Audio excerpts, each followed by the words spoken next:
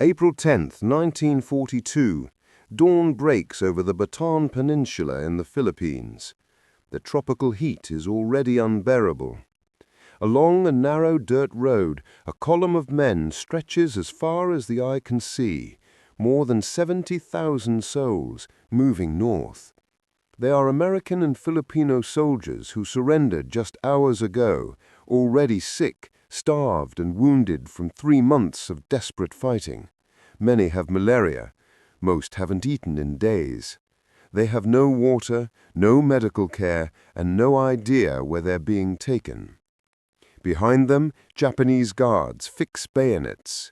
Ahead lies 65 miles of jungle road and a journey that will claim more than 10,000 lives in the next week. This is the beginning of the Bataan Death March, and for most of these men, this road leads not to a prison camp, but to their graves. The Bataan Death March stands as one of the most horrific war crimes committed during World War II, yet it remains largely unknown to many Americans today. While Pearl Harbor is remembered as a date that will live in infamy, the fate of tens of thousands of American and Filipino prisoners of war just 4 months later has faded from our collective memory. What happened on the Bataan Peninsula in April 1942 was not simply a military defeat. It was a systematic campaign of cruelty that violated every principle of the Geneva Convention and shocked the world when the truth finally emerged. Of the approximately 12,000 American soldiers who began that forced march, only about 1,700 would survive to see liberation at the war's end. The Filipino casualties were even more staggering. Estimates suggest that between 5,000 and 10,000 Filipino soldiers died on the march itself, with tens of thousands more perishing in the prison camps that followed. This is their story, a story of courage in the face of unimaginable suffering, of survival against impossible odds, and of a dark chapter in military history that must never be forgotten.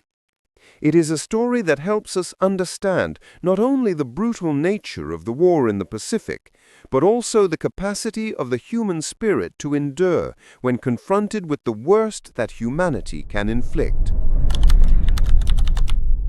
To understand the Bataan Death March, we must first understand how more than 75,000 American and Filipino troops came to be trapped on a jungle peninsula with no hope of rescue or reinforcement.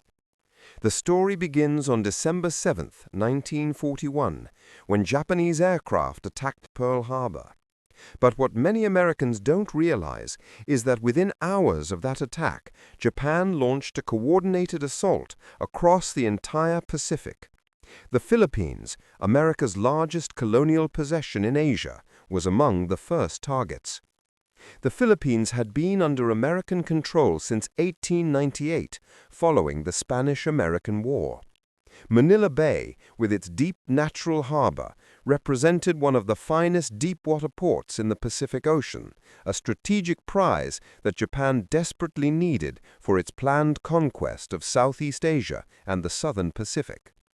On December 8th, local time, Japanese bombers struck American airfields across the Philippines, destroying much of the U.S. Army Air Corps before pilots could even scramble their aircraft. Despite having several hours' warning after the Pearl Harbor attack, American forces in the Philippines were caught almost completely unprepared. Within days, Japanese troops stormed ashore at multiple points across the Philippine archipelago. General Douglas MacArthur, commanding the U.S. Army forces in the Far East, faced an impossible situation. He commanded approximately 31,000 American troops and about 110,000 Filipino soldiers, many poorly trained and equipped with World War I-era weapons. Against them, Japan deployed more than 200,000 veteran troops fresh from victories in China and Southeast Asia. MacArthur activated War Plan Orange, a pre-war strategy that called for a fighting withdrawal to the Bataan Peninsula, a mountainous jungle finger of land on the western side of Manila Bay. The plan assumed that the defenders could hold out for 6 months until reinforcements arrived from the United States. There was just one catastrophic problem. Somebody forgot to move the food supplies. In the chaotic retreat to Bataan, MacArthur's forces left behind tons of rice, ammunition, and other essential stores. From the very beginning of the siege, the defenders were on half rations. Bataan itself was a harsh environment, 45 miles long, covered in dense jungle and mountains, and known as one of the most malaria-infested regions in the world. Yet here, approximately 80,000 American and Filipino troops dug in, preparing to make their last stand. The Battle of Bataan began on January 6, 1942. For the next 99 days, these defenders held the line. They fought on half rations that eventually dwindled to quarter rations, then even less. Diseases swept through the ranks: malaria, dengue fever, dysentery, beriberi. With no fresh food available, soldiers resorted to eating monkeys, snakes, lizards, and eventually the cavalry's horses and mules. Despite their suffering, the American and Filipino troops fought with remarkable courage and determination.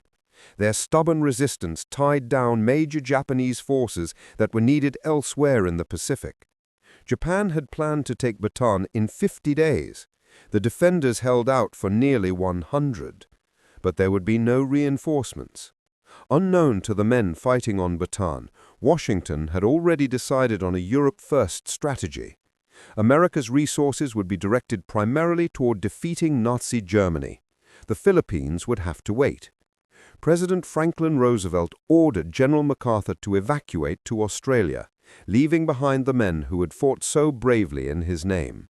On March 11th, MacArthur departed by PT boat, promising, "I shall return." For the men left behind on Bataan, that promise rang hollow. By early April 1942, the situation on Bataan had become untenable. The frontline defenders were literally starving, subsisting on a few ounces of rice per day. Hospital facilities overflowed with men suffering from malaria, dysentery, and malnutrition. Ammunition stocks were critically low. There was no medicine, no quinine for malaria, no prospect of relief. On April 3rd, the Japanese launched their final assault, bringing in fresh troops specifically for this offensive. The contrast could not have been more stark. Well-fed, well-equipped Japanese soldiers facing an army of walking skeletons, many barely able to hold their weapons. American Commander Major General Edward P. King faced an agonizing decision. His superior, General Jonathan Wainwright, had orders from MacArthur to fight to the last man, but King knew that further resistance would simply result in the massacre of men too weak to defend themselves effectively. On April 9, 1942, King made the fateful decision to surrender, directly disobeying his orders. It was the largest surrender of American forces in history, approximately 12,000 Americans and 66,000 Filipinos laying down their arms. King accepted full personal responsibility for the decision. "You men remember this," he told his troops. "You did not surrender. You had no alternative but to obey my order." The Japanese were shocked by the numbers. General Masaharu Homma had estimated he would capture perhaps 25,000 prisoners based on intelligence reports. Instead, nearly 80,000 surrendered, creating an enormous logistical challenge that the Japanese were completely unprepared to handle. But logistics were not the only problem. Cultural differences would prove even more deadly. In Japanese military culture, heavily influenced by the ancient Bushido warrior code, surrender was considered the ultimate disgrace, an act so shameful that death was preferable.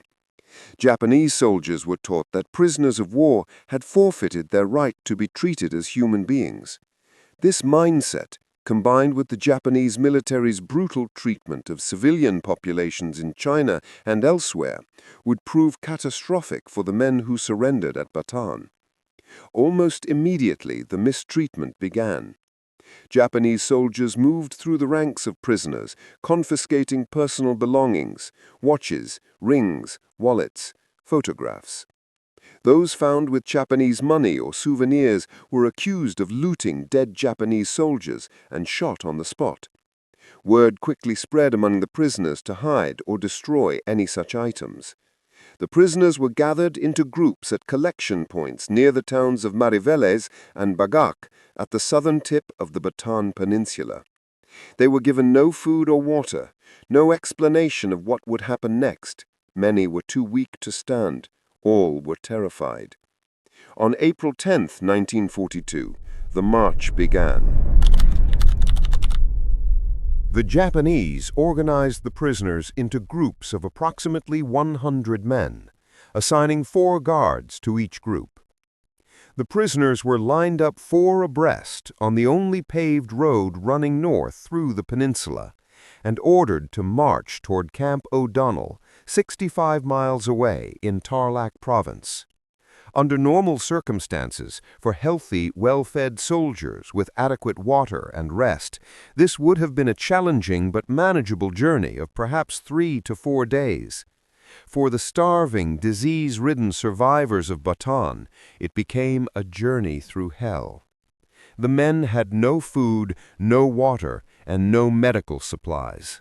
Most wore only tattered remnants of uniforms and broken-down shoes, or were barefoot.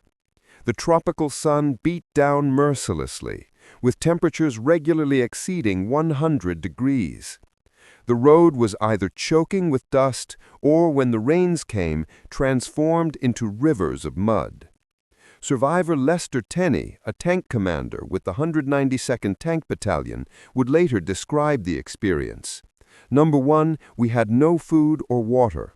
Number 2, you just kept walking the best way you could. The Japanese organized the prisoners into groups of approximately 100 men, assigning 4 guards to each group. The prisoners were lined up 4 abreast on the only paved road running north through the peninsula and ordered to march toward Camp O'Donnell, 65 miles away in Tarlac Province.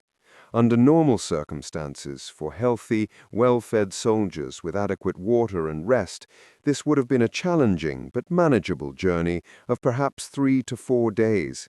For the starving, disease-ridden survivors of Bataan, it became a journey through hell. The men had no food, no water, no medical supplies. Most wore only tattered remnants of uniforms and broken-down shoes or were barefoot. The tropical sun beat down mercilessly, with temperatures regularly exceeding 100 degrees. The road was either choking with dust or, when the rains came, transformed into rivers of mud. Survivor Lester Tenney, a tank commander with the 192nd Tank Battalion, would later describe the experience.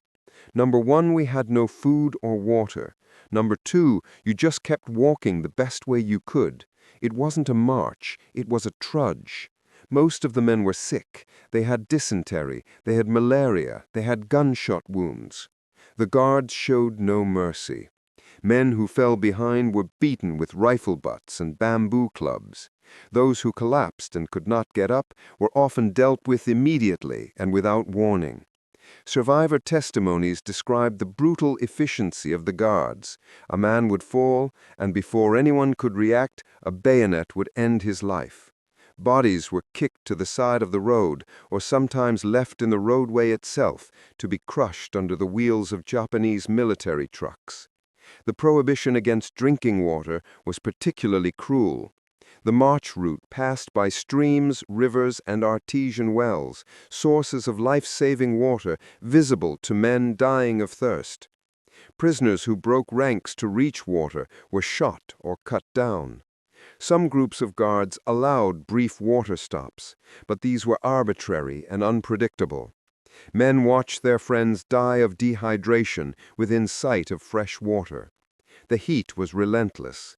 Many survivors later said the sun was worse than the guards. Men suffering from malaria attacks would shake with fever chills in the blazing heat. Those with dysentery faced the horrible choice between the humiliation and physical agony of continuing to march or stopping to relieve themselves and facing certain violence. At night, the prisoners were herded into makeshift enclosures, sometimes old buildings, sometimes just areas marked off in fields, where they were packed so tightly that there was barely room to sit, much less lie down. There was no sanitation, no medical care. Disease spread rapidly in these conditions. Men who went to sleep never woke up. The march took different groups anywhere from 5 to 10 days, depending on where they started and the whims of their particular guards. Some groups experienced worse treatment than others, but all experienced systematic cruelty.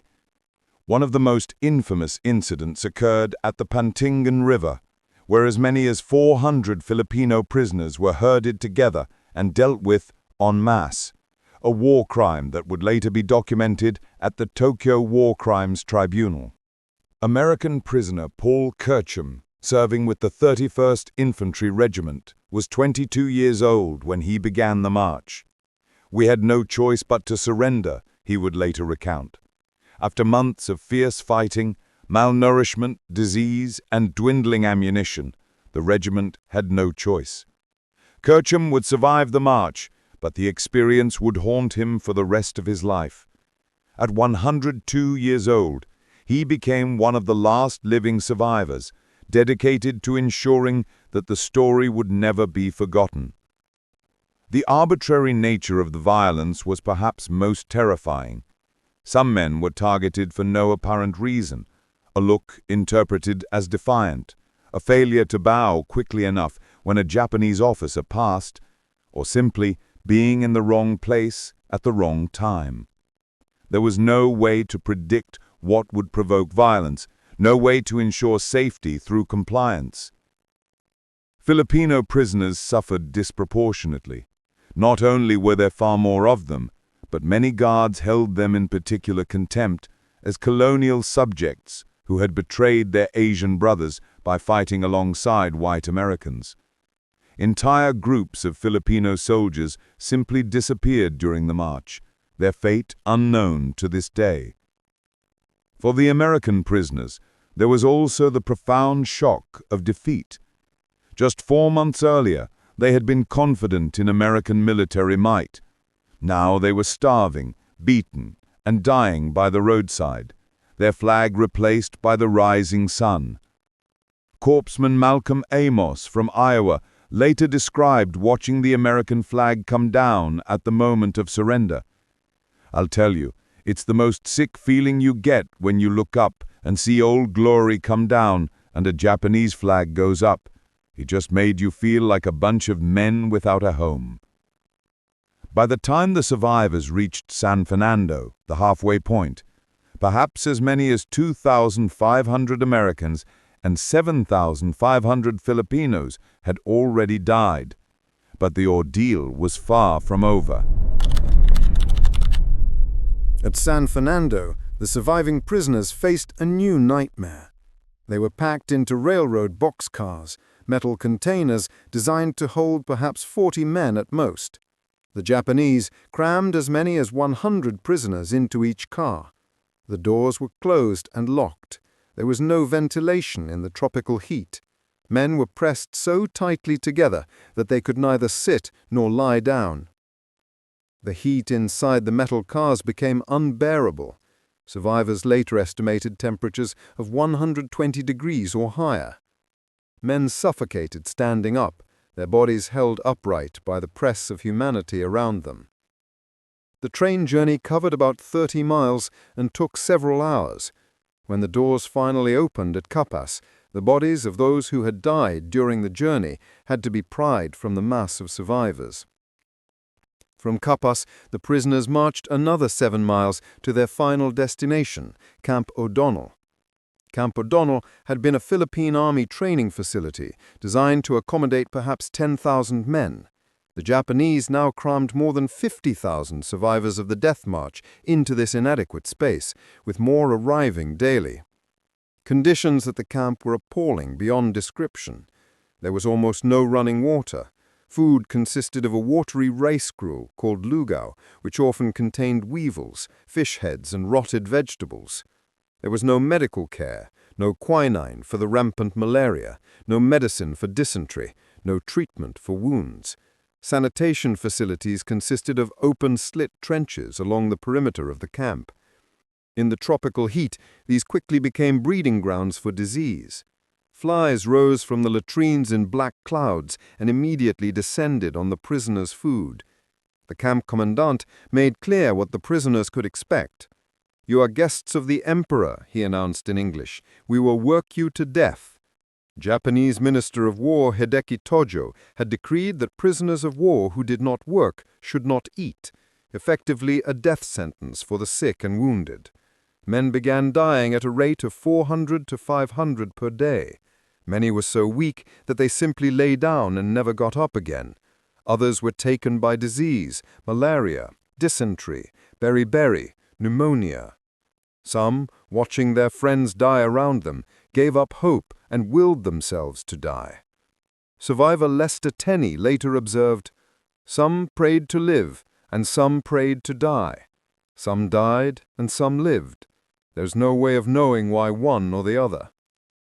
The Japanese forced the prisoners to dig mass graves behind the barbed wire. Work details carried bodies out daily, sometimes stacking them like cordwood when they couldn't dig fast enough to keep up with the death toll. By July 1942, the situation had become so dire that even the Japanese authorities recognized it was unsustainable. The camp commandant was replaced and prisoners were moved to other locations. The American prisoners were transferred to Camp Cabanatuan, while Filipino prisoners were gradually paroled to their families. Though often they returned home to find their villages destroyed and their families dead or missing. Of the approximately 78,000 men who began the Bataan Death March, only about 54,000 made it to Camp O'Donnell alive.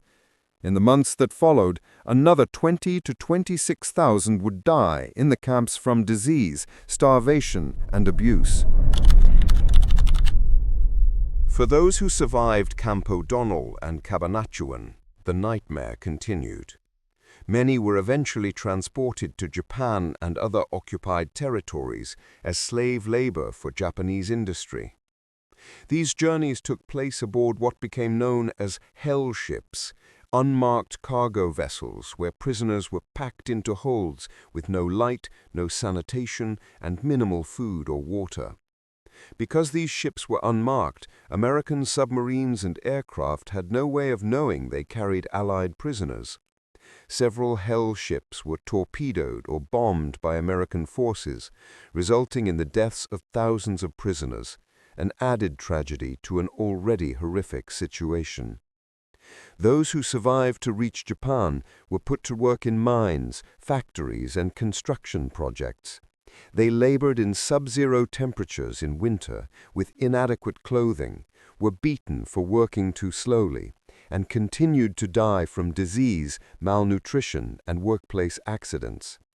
Yet through all this, remarkable stories of survival emerged. Men found ways to support each other, to share what little they had, to maintain their humanity in the most inhumane conditions. They formed secret groups to steal food, to care for the sick, to keep records of those who died, so that someday someone would remember their names. Some men set small, achievable goals to keep themselves going. Lester Tenney later explained, "When the march started, it was awful. The beatings, the hollering, and the men being killed immediately was awful. So I said to myself, if I'm going to get out of this, I'm going to have to set a goal. For Tenney, it might be reaching the next mile marker or surviving until the next sunrise."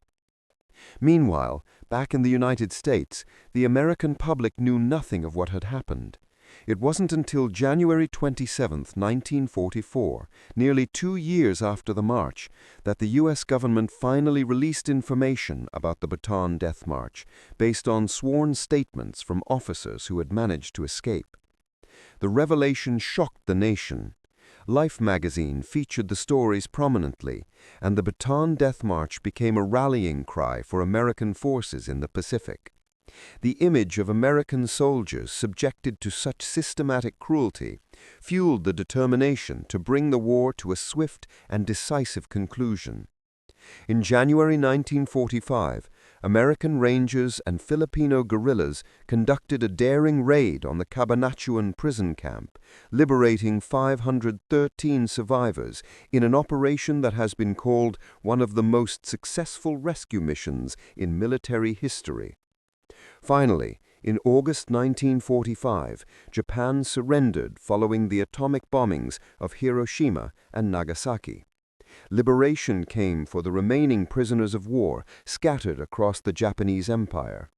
But of the approximately 12,000 Americans who had surrendered at Bataan, only about 1,700 lived to see that day, a survival rate of less than 15%. After the war, the Allied powers moved quickly to hold Japanese leaders accountable for war crimes. General Masaharu Homma, who had commanded the Japanese forces during the Battle of Bataan and the subsequent march, was tried by an American military commission in Manila.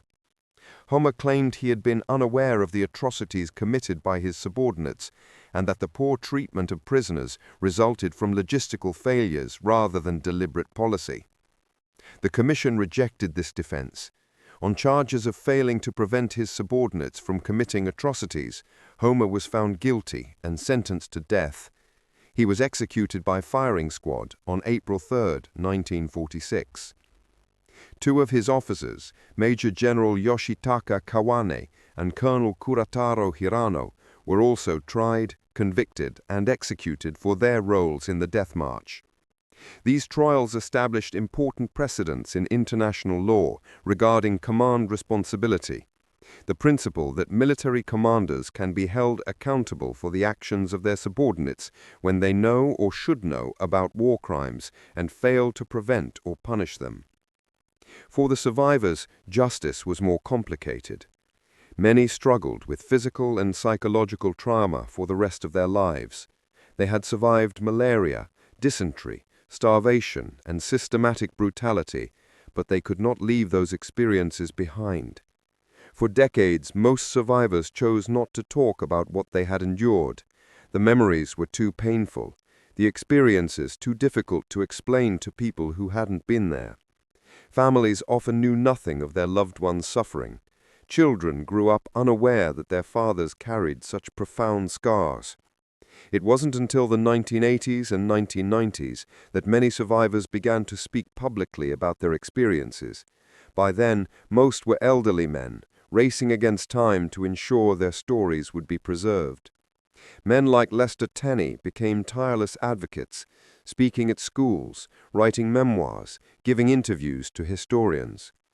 Tenney also worked for decades to secure an official apology from Japan and compensation for former prisoners of war who had been used as slave labor by Japanese corporations. In 2010, Japanese Foreign Minister Katsuya Okada finally issued a formal apology to a group of 6 American former prisoners of war, including the 90-year-old Tenney. The memorial effort has taken many forms.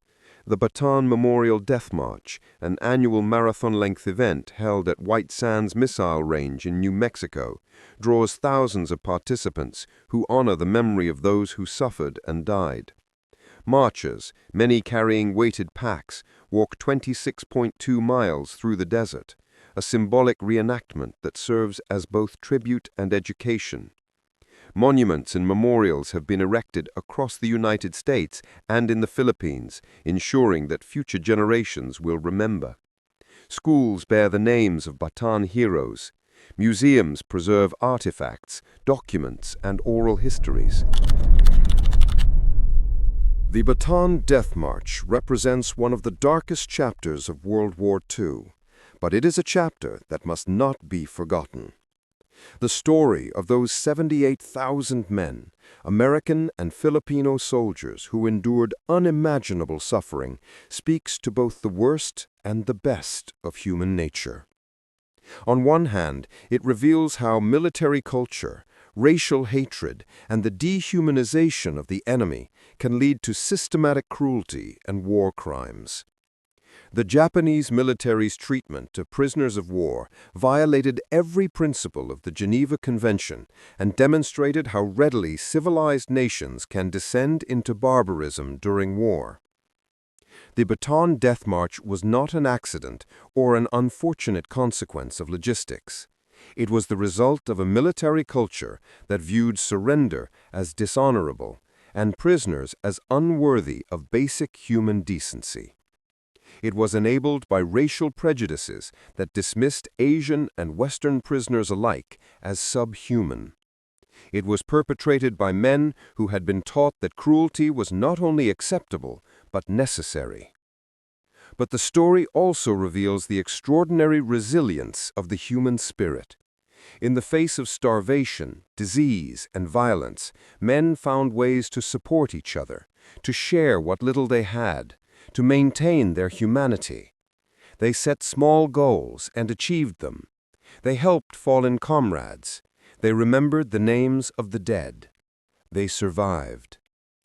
The Filipino people, despite their own suffering under Japanese occupation, often risked their lives to help prisoners, slipping food through fence lines, providing water along the march route, hiding escaped prisoners, and helping them reach guerrilla groups. Their courage provides a counterpoint to the cruelty of the occupiers. For America, the Bataan Death March served as a harsh education in the realities of total war. The largest surrender in American military history forced a reckoning with questions of honor, duty, and sacrifice. It demonstrated that courage is not always measured in dramatic battlefield actions. Sometimes it means simply taking one more step forward when everything in you wants to collapse.